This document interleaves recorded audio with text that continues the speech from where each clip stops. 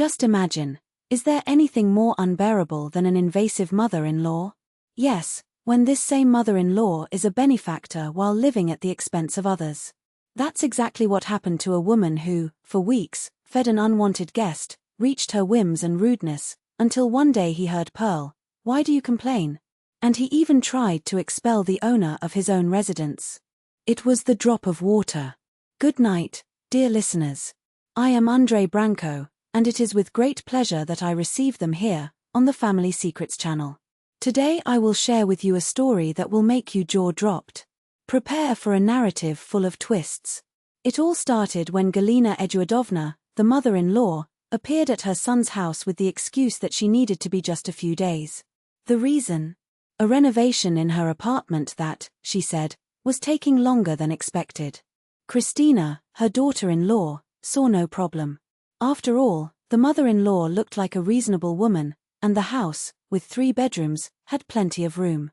In the early days, everything went well. Galina helped with housework, prepared delicious dishes, and told funny stories of her youth. Maxim, his son, was radiant to see his mother so willing and cheerful. Christina was also relieved. She arrived from work and found dinner ready and the house impeccable. But a week later, the weather changed.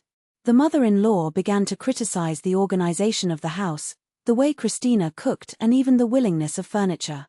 Maxim ignored his wife's complaints, saying it was just the tiredness of the reform and that soon everything would return to normal. It didn't come back. A few days later, Galina stated that the living room couch was uncomfortable and simply moved to the couple's bedroom. Christina protested, but her mother-in-law argued that at her age she could not sleep anywhere. Rheumatism and back pain did not forgive. Maxim, of course, supported his mother, and Christina had to settle for the couch. Galina's appetite, however, was envy. She devoured the groceries at an impressive speed, forcing Christina to go to the supermarket almost every day. Market accounts doubled. When her daughter-in-law, she commented on with her husband, he just shrugged, "We have to endure. It's just for a short time."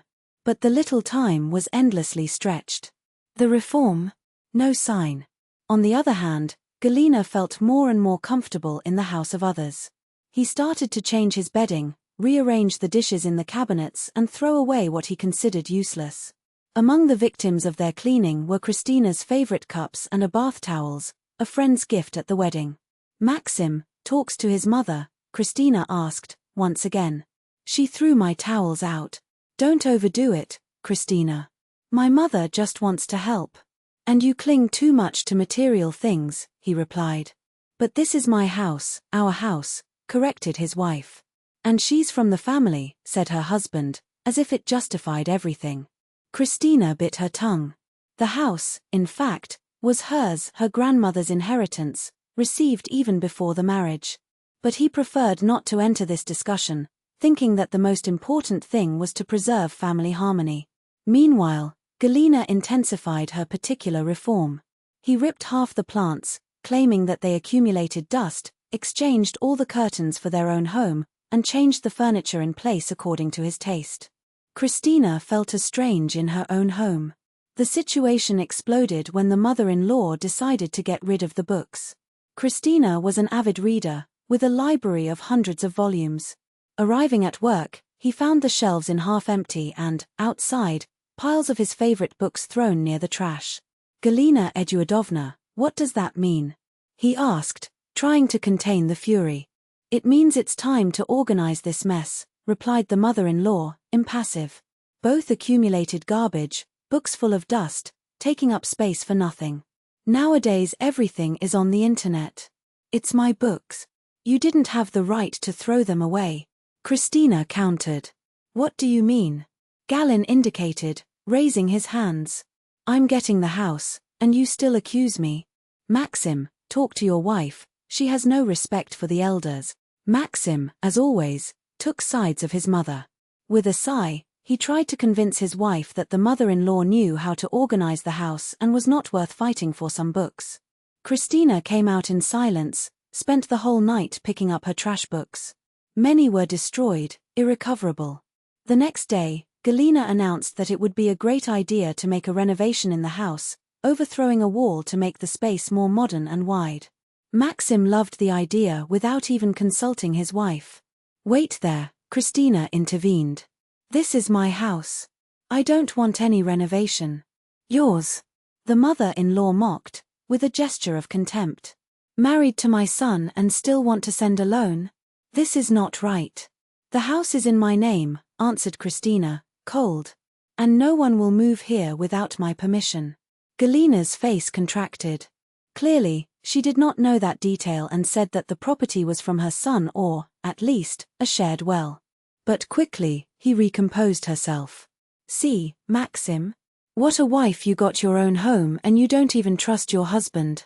What does that say about her?" Maxim looked down, embarrassed. He had no idea that the house was only from Christina, and now she felt ashamed. But instead of facing the situation, he murmured something incomprehensible and went to the neighbor's house to watch the game. Galina realized that her hand had been wrong, but she didn't think about retreating. He changed his strategy. He began to poison his son's head against daughter-in-law.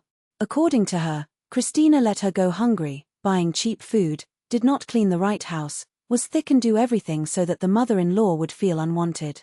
Maxim listened to his mother's complaints and, when he got home, scolded his wife. Christina saw the floor open under your feet. The husband moved more and more. The mother-in-law commanded the house, and she, the real owner, had become a kind of maid. She cooked, cleaned, washed, paid all the bills and, in return, only received criticism. The fuse came when Galina decided to receive her friends at home. He prepared a table full with expensive delicacies, all paid with Christina's money, and occupied the best room in the house. When the daughter-in-law arrived from work, the mother-in-law barked her at the door, "I have important visits. You would be better not to disturb." And, as if that were not enough, he released the phrase that made everything collapse, "Why do you complain? I even had a favor letting you live with my son. In fact, it's time for you to get your things and leave. Maxim is already a man made, needs space, and I can take care of him very well." Galina's friends nodded, supportive. They already knew everything. After all, what was not the young glider was this, that did not value such a dedicated mother-in-law? Christina felt something break inside her. He entered the bathroom, locked the door and let the tears fall. Then he washed his face with cold water and, for the first time, felt it was time to take action. But this is a story next time. As he wiped his face with his hands, Christina looked in the mirror and suddenly a serene smile lit her face. The strategy emerged in your mind as lightning, clear and relentless.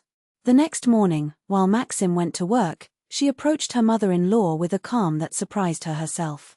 "Galina Eduardovna, you have 3 days to vacate the apartment." The woman released an unbelieving laugh, accompanied by a discharged gesture of her hand. "Try to expel me, my dear. Maxim will defend me. Let's see, answer. You, Christina," without changing the voice. Just that day, she sought a lawyer. The situation was simpler than I imagined. The mother-in-law was not a member of the owner's family, not registered at the address and occupied the space without any legal basis. In practice, it was an invasion. When Maxim returned at night, Galina had already poisoned her mind with stories about the monster who wanted to throw her husband's own mother on the street. "Christina, what's going on?" he demanded furiously. "My mother says you're threatening her." "It's very simple," she replied, keeping her serenity. "Your mother has been at my house for 2 months, although I promised to be just a few days old. It spends my money, throws away my things, acts like the owner of the place and still requires me to leave. Tomorrow, I will enter a process of repossession." Maxim paled. "You can't do that. It's my mother. I can, yes. And I will do if you prefer to live with her." Christina pointed to the door. "The house is mine. Who wants to stay, respect that." Galina Eduardovna realized that the situation escaped her control. He tried the emotional attack, tears, complaints about the sick heart, threats that stress would kill her. But Christina didn't give in. 2 days later, a policeman knocked on the door. The mother-in-law tried to justify herself, claiming that it was just a long visit to her son, but the ownership documents and illegal occupation report spoke for themselves. "Do you have registration at this address?" asked the officer. No, but I'm the mother. And that doesn't entitle you to live here against the owner's will, said the policeman, dry. If you don't go out voluntarily, you will be forcibly removed by self-help. Maxim oscillates between the two women, torn. Expelling his mother seemed to her an act of unacceptable cruelty, but for the first time, I saw clearly the abuses Christina had endured. Tried a middle ground. Mom, how about spending time at Aunt Lydia's house? Like this. Exploded Galina. Your own son expelled me because of this. She spit the words as a poison, pacing her bags with theatrical gestures, between sobs and accusations of ingratitude. At the door, he turned to Christina and sibized, "Will still see my face. I will not forget that." Christina just shrugged. There was no more space for guilt. The following days were of a tense silence. Maxim avoided his wife, convinced that she had acted with excessive hardness. Christina, however, rearranged her life with a reconstructed tranquility, books back to shelves, towels in place, favorite cups recovered. But Galina Eduardovna was not the kind that gave up. He called his son daily, whining about the miserable life in his sister's house, insinuating health crises, pressing him guilt. Christina, the mother is not well, Maxim begged after a week. Couldn't we, just a little more? No. But she's sick. She has her own home. A house that, by the way, is under renovation a month and a half ago. Christina crossed her arms. I called the building administrator. The repair ended a long time ago. Your mother just doesn't want to live alone. Maxim was paralyzed. I didn't know that lie. The revelation hurt, but the mother's tears still echoed louder in her conscience. The conflict climaxed when Galina accused Christina of aggression, painting her like a dangerous crazy that threatened her safety. You have to choose, son, he demanded, dramatic. Either she, or me. Maxim believed. He came home with his face closed, ready to confront him. He threw accusations like knives: cruelty, selfishness, lack of respect. Christina heard everything in silence. When he finally fell silent, she said, cold. If that's how you think, you can get your things. What? You have two options: stay here, with me, or will live with your mother. She pointed to the door. There is no third alternative. Maxim. Ava for that. He had tears, apologies, a sorry wife. But Christina was pure determination. Are you expelling me? He babbled, stunned. I'm not casting out anyone.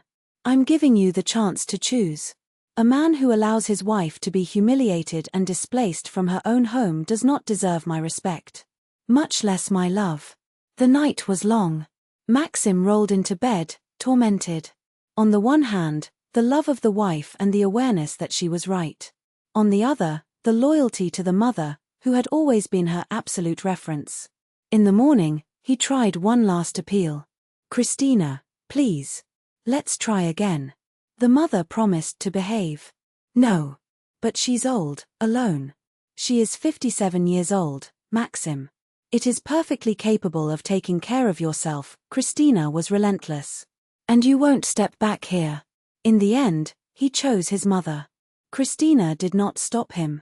It hurt, but she knew, a man who does not protect her family from those who destroy her is not ready to be her partner.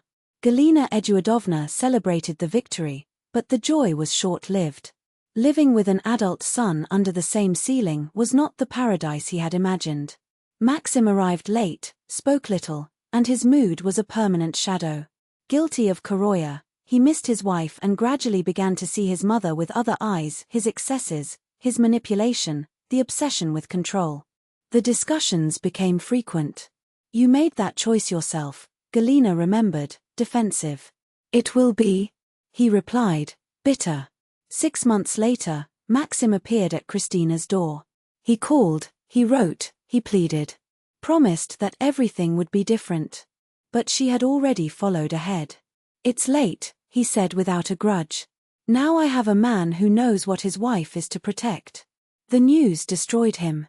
Only then did you understand the size of the loss and how blinded. Galina tried to comfort him, repeating that that woman did not deserve her son, that he would find someone better. But Maxim looked at her with a new disdain, as if he first saw the selfishness behind each word. "Mom," he began, with a voice she'd never heard before. "You always." "He destroyed my family," he said one night, with a calm that terrified her more than any scream. "And now you will carry this until the last day of your life." Galina tried to react, stretched her hands as if she could erase those words in the air, but Maxim no longer heard her. He packed his things in thread, rented a tiny apartment in the ends of the city and, overnight, became a stranger. The phone calls were reduced to short, almost protocol messages. "How is the pressure? Take the medicine." Nothing more. No comfort, no complicity. The woman who once filled halls with her lamentations on the Nora ungrateful now had dinner alone, with the echo of her own voice ricocheting on the empty walls. Friends, once eager for their dramas, began to avoid their invitations. After all, what grace was to hear the same story for the 100th time? Compassion has expiration date, and Galina had long been running out for a long time. Meanwhile, Christina rebuilt her life with a determination that Maxim had underestimated day. His new companion was a man made of those who do not ask for permission to exist. From the first day, it made it clear, your family would be theirs alone. No intruder, no unprecedented opinion. He defended her like a wall against the world, just as Maxim had never done. 2 years later, they got married. A simple but full of genuine laughs, those that Galina had never heard in his own home. Maxim knew by the mouth of others. That night, drowned the pain in cheap vodka, cursing every second of cowardice, each time he had allowed his mother to say the terms of his love. Galina, in turn, received the news as a punch in the stomach. She had hoped that Christina was consumed of longing, to wither without her son. But instead, the woman. Flores, and now, with a finger ring and a future that included neither his surname nor his rules. A year later, the final blow, a baby cart in the park. Christina, radiant, pushed the child with a naturalness that hurt in the eyes of Galina. Sometimes, from the window of her apartment, she saw her pass, the easy smile, the uncomplicated gestures of those who had finally found her place. And something inside her is twisted, a poisonous mixture of envy and late repentance. Maxim, in the meantime, never allowed himself to really love. There were cases, unnamed nights, women who were no more than the bedroom door. Deep down, he still expected, against all logic, that Christina came back, that forgiveness was possible. But she was far away, building memories that didn't include him. With the mother, the conversations became rare and cold. Each attempted Galina to rebuild the bridge was received with a sharp silence. She had noticed, too late, that her victory was a defeat. As he moved his daughter-in-law, he had also lost his son. When requiring control, he had gained only a thick loneliness, an apartment full of expensive furniture and naked walls of affection. Now, at night, as the television murmured news she didn't even hear, Galina got to imagine other endings. What if I had swallowed pride? What if, instead of judging, it had extended your hand? Perhaps today had a child who visited her without obligation, a daughter-in-law who treated her with love or at least with respect, grandchildren playing on the floor of the room. But life gives no chance for those who insist on being an executioner of the story itself. Christina was happy. Maxim, a ghost of yourself. And Galina? She had exactly what she always wanted, a home of her, just her rules, a silence that no one dared to break. And yet, he had never been so poor.